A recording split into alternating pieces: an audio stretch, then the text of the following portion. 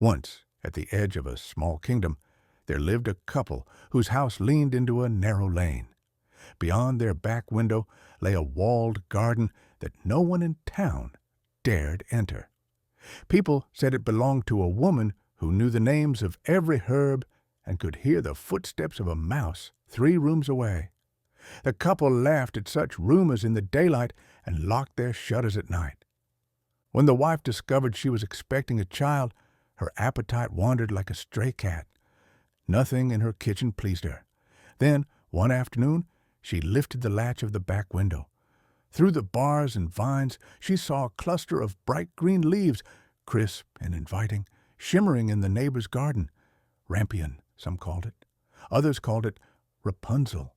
Her mouth watered, and the more she tried to forget it, the more the craving rose like a tide. She grew pale and quiet. Her husband noticed and asked what troubled her. She told him softly, embarrassed at the greed in her voice, that she could not stop thinking about the green in that forbidden corner. He loved her, and fear could not outweigh that love. That night he went over the wall with more courage than wisdom, took a bundle of the leaves, and hurried home. His wife ate, and color returned to her face. But the hunger woke again the next day, deeper than before. He went over the wall once more, and this time a shadow stepped out from the rosemary.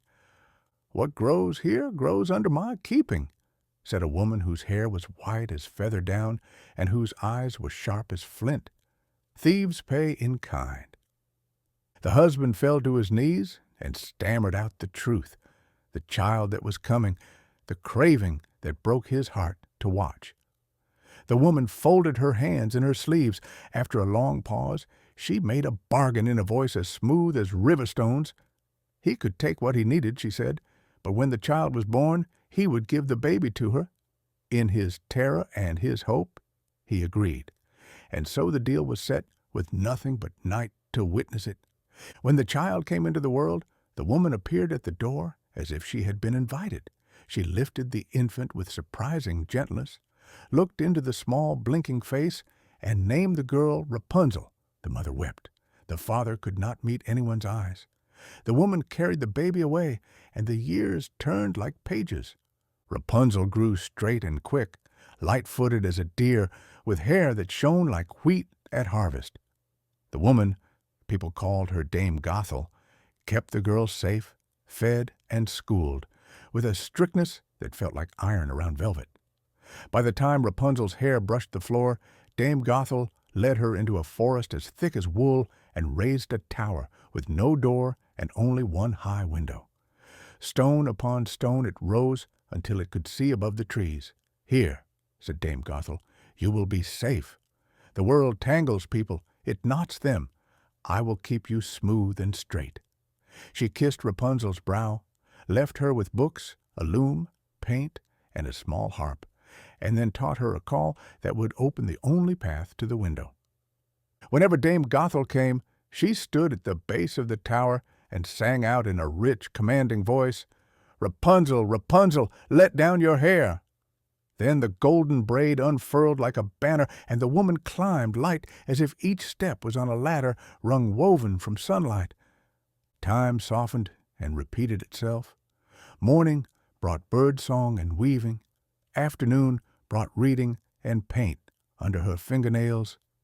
Evening brought the harp, and the long notes found their way out the window like threads seeking a needle's eye in the world below. Rapunzel sang to the leaves, to the wind, to the late deer and early owls. She sang her questions. What lies beyond the last row of pines? What does laughter sound like among a crowd? What shape is a hand that is not my own? In the same kingdom, a prince rode the forest paths more often than the palace corridors. He liked the quiet that lived far from court, where every sentence hid an angle and every smile carried a weight. He had a hawk with feathers the color of smoke and a horse that chose her own streams to drink from. One day, just as the sun was lowering its eye, the prince heard a voice as pure as water pouring from a high place. No words at first, only a melody that left space for the heart to fill in the meaning. He followed it through the trees until he stood in a ring of firs and saw a tower daring the sky. He circled the base and found no door. The voice faded. Evening thickened. He waited, unsure what he hoped for. Then, like the last line of a story that suddenly explains all the rest, he heard the woman's call. "Rapunzel, Rapunzel, let down your hair." Something long and bright swung down. The prince stood very still while the older woman climbed, then left again in a storm of skirts and scornful glances. He did not sleep much that night. The song returned in his head again and again. The next day, when the shadows lay like stripes across the forest floor, he went back. He stood where the woman had stood, and in a tone he hoped was kind and not commanding, he called, "Rapunzel, Rapunzel, let down your hair." The braid fell. His hands closed around it. He climbed, his heart pounding, expecting at every moment to be scolded by an invisible guard or flung to the ground by magic. Instead, he found a room touched by sunlight and order, and in the middle of it, Rapunzel. Surprise flashed in her face like a bird taking wing. The prince bowed without thinking, because the moment felt sacred. "I heard your singing," he said. "I had to know whose voice could lift a forest to listening." She had never met anyone young who was not the reflection in her wash basin. She had never stood this close to anyone whose eyes showed both caution and delight. They stood awkwardly for a few breaths, and then words appeared, halting at first, then easier, then rushing like a stream freed of its dam. He spoke of the kingdom, of markets and riverboats, of the taste of roasted chestnuts on cold corners, and of how the bells sounded when a victory was announced. She spoke of her loom and the pattern she could see behind her eyelids before sleep, of the stars she watched and named, of the way the seasons changed the color of the world as if someone were turning pages by candlelight. He returned and returned again. He brought books from city stalls and stories he'd learned from stable hands and washerwomen that never reached the palace. He taught her how to laugh at himself. She taught him how to listen until silence felt like a friend, not an enemy. They never said the words that both of them carried like small flames cupped in their hands. They didn't need to. Anyone who looked would have seen. But towers sharpened suspicion as well as longing. Dame Gothol felt the change in the air, the way Rapunzel's voice was brighter in the mornings and softer at dusk, the way she drifted into thought with a smile she didn't try to hide. The old woman's love had the shape of fear. She told herself panic was protection. One day, when she climbed and found Rapunzel's hair unusually warm and her cheeks unusually flushed, she didn't ask questions. She waited. The next afternoon she returned early and hid among the branches. She heard the call, not hers, and watched the golden braid fall.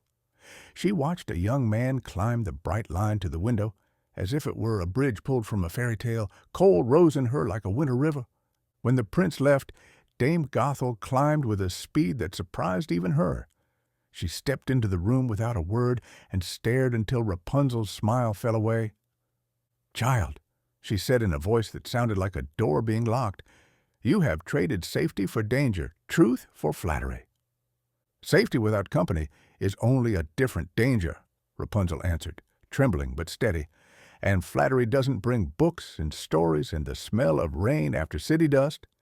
He did not break. He climbed. I lowered my hair. I chose. The words struck like a spark. Dame Gothel's face hardened, not from lack of feeling, but from too much of it, honed to a blade. "Choice belongs to those who understand the price," she said. "You do not."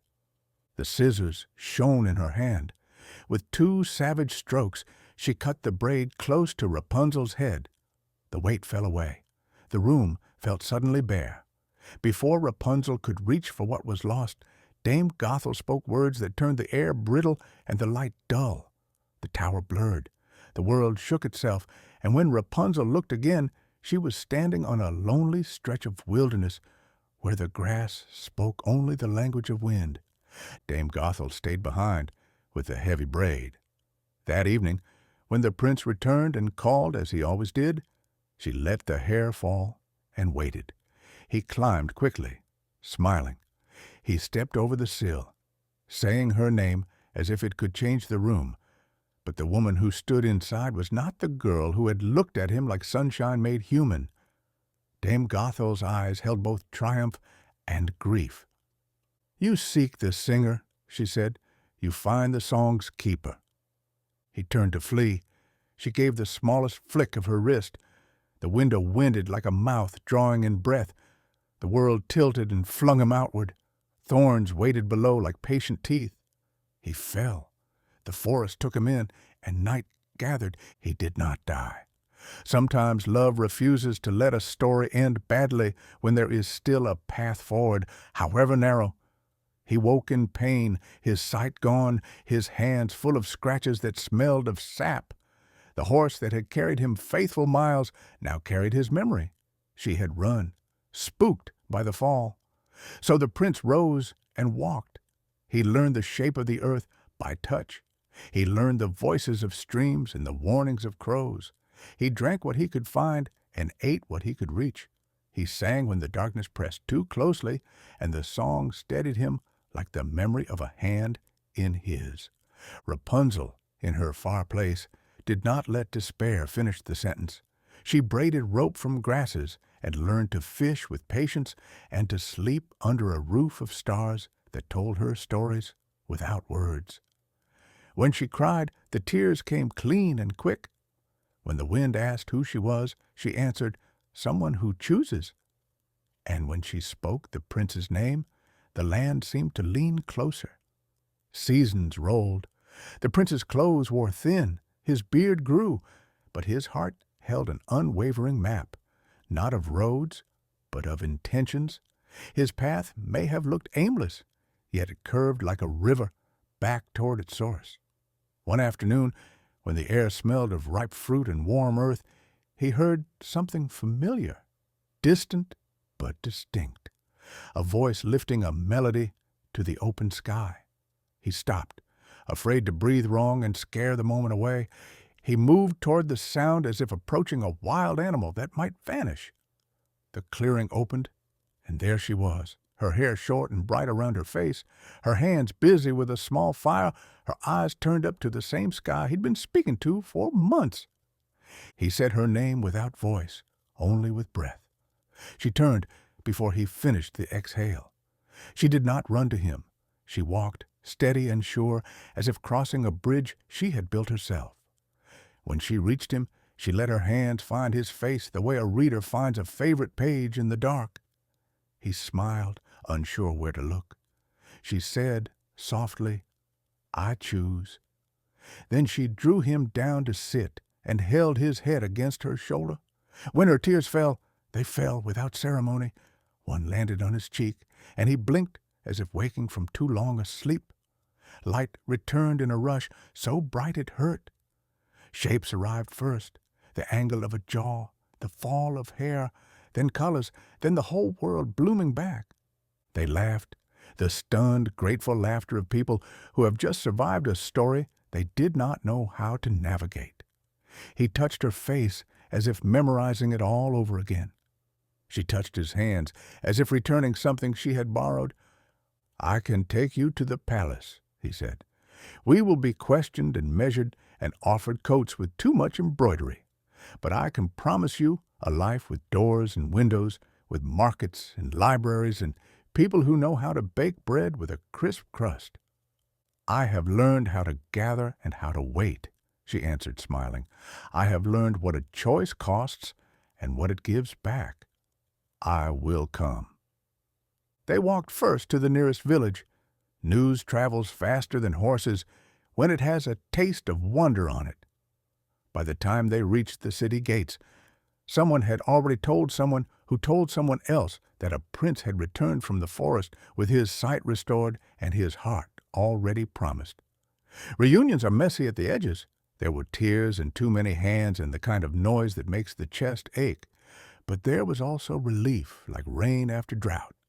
As for Dame Gothel, no guards dragged her out for judgment, and no one saw her turned into stone by a curse. The world has different shapes of ending. Some say she returned to her garden and found it quiet, and the plants unwilling to answer her any more. Some say she walked into the forest until the trees stopped leaning out of her path. Love does not always conquer its enemies with swords. Sometimes it simply moves on and leaves them with their own echoes. In the palace, there were changes. Doors that had been locked by custom were opened by new habits. Rapunzel asked for a garden on the flat roof where the sun behaved like a faithful friend. She planted rampion there, a small kindness to the girl she had been, and perhaps a curious forgiveness for the woman who had tried to keep her safe by keeping her small. She read in rooms with wide windows and taught the servants' children to weave and the counselors to listen without their tongues racing ahead of their ears. She kept her hair as it was, a bright crown of manageable length, as if to say, "I am not a ladder anymore. I am a person." The prince did what he could to be worthy of the life he had been given back. He learned to ask more questions and give fewer orders. He rode out often, not to escape, but to see, and he returned with stories he told at night, while the lamps burned warm and low. When people wondered what had healed his sight, he said, "Tears, yes, but not magic in a bottle, not a spell you can put in a box. The kind of tears that fall because the heart recognizes home. They married without a spectacle of trumpets that could be heard 3 valleys away. The celebration was modest, but it lasted all day, with bread still warm at noon and lanterns released into the dark after dusk. The kingdom did not transform overnight into a place without sorrow. Storms still came, and trade still faltered, and sometimes a child fell while running and cracked a tooth.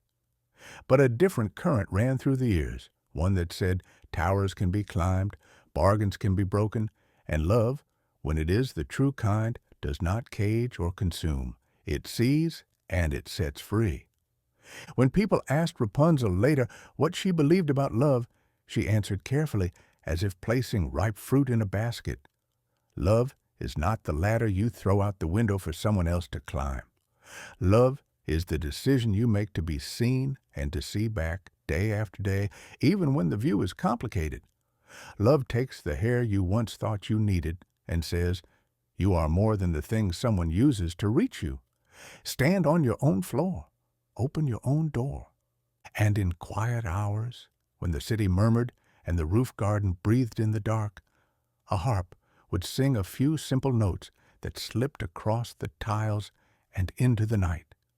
Somewhere in the forest, an owl would answer. Somewhere in the town, a tired woman would pause and feel less alone. The prince would lift his head, hearing a voice he had followed once through the trees, and smile at the miracle that had not grown old. The power of true love, not the loud, clattering kind, but the steady, choosing kind that builds a bridge out of nothing and then walks across it. If you want to know what became of the tower, it still stands in the woods, because some things remain to remind us of what we learned. No door has appeared in its side. The window is still high. Ivy climbs its stones in slow, confident spirals. Travelers sometimes pass and feel a prickle as if memory itself is brushing against their sleeves. They say the tower is empty, but if you listen from the foot of it at dusk, you may hear, braided into the wind, a song that has found its own way down.